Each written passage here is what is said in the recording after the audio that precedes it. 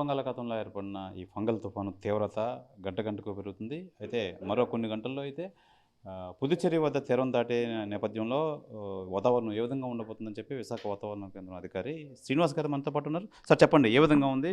మరో కొన్ని గంటల్లో అయితే తీరం దాటనుంది. ఏ విధంగా ఉండబోతుంది వాతావరణం?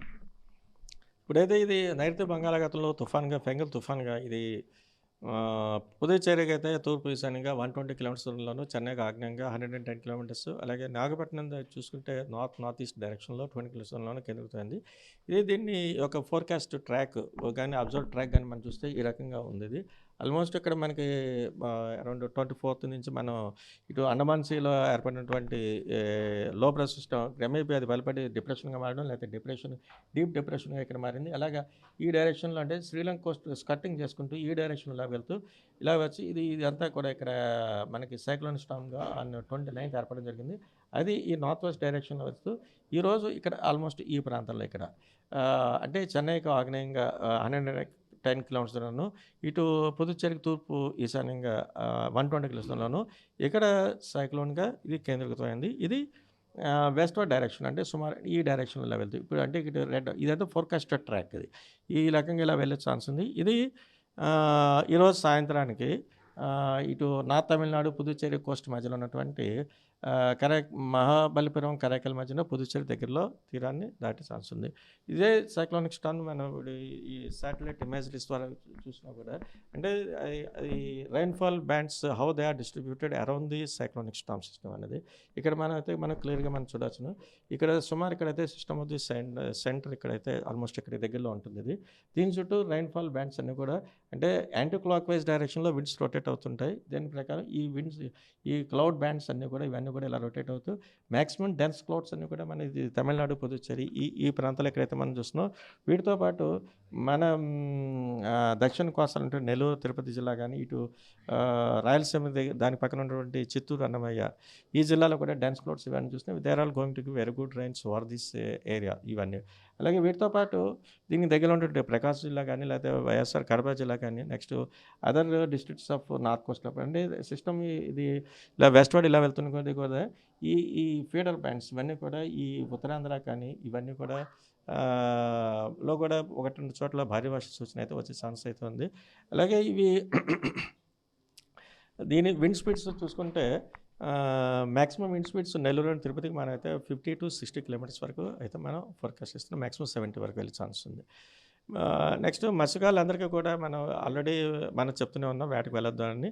అలాగే next port signals shipping industry వాళ్ళందరికీ కూడా పోర్ట్స్ ద్వారా మనం ఈ ఇన్ఫర్మేషన్స్ ఇవ్వడం జరుగుతుంది. నెల్లూరు మ్యాక్సిమం ఇంపాక్ట్ నెల్లూరు జిల్లాలో ఉంటుంది కాబట్టి అక్కడ ఉన్న కృష్ణపట్నం వాటర్ అయితే కృష్ణపట్నం పోర్ట్ ట్రస్ట్ వాళ్ళకైతే డేంజర్ సిగ్నల్ నెంబర్ 6 ఇవ్వడం జరిగింది. మిగతా మేజర్ పోర్ట్స్ అని కూడా 3 నెంబర్ ప్రమాద హెచ్చరిక ఎరవేయడం జరిగింది.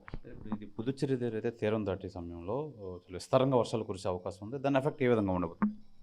దీని ఎఫెక్ట్ మనకి ఇటు దక్షిణ కోస్తాలను ఇటు రాయలసీమలో కూడా విస్తారంగా ఒక మాదిరి వర్షాలు, అలాగే కొన్ని చోట్ల అయితే భారీ వర్ష, కొన్ని చోట్ల అతి భారీ వర్షాలు, మరికొన్ని 1-2 చోట్ల ఎక్స్ట్రీమ్లీ హెవీ రైన్ఫాల్ కూడా మనం ప్రెడిక్షన్స్ చేస్తున్నాం.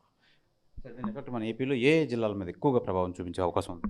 ఎక్కువగా మ్యాక్సిమం ఇంపాక్ట్ ఆల్రెడీ మనం చెప్పుకున్నట్టు ఇటు దక్షిణ కోస్తా అండ్ రాయలసీమలో ఈ జిల్లాలు ఈ నెల్లూరు, తిరుపతి, చిత్తూరు, అన్నమయ్య వీటితో పాటు ఈ కడప, ప్రకాశం ఈ జిల్లాలకు కూడా దీని ఇంపాక్ట్ బాగా ఎక్కువగానే కనిపిస్తుంది.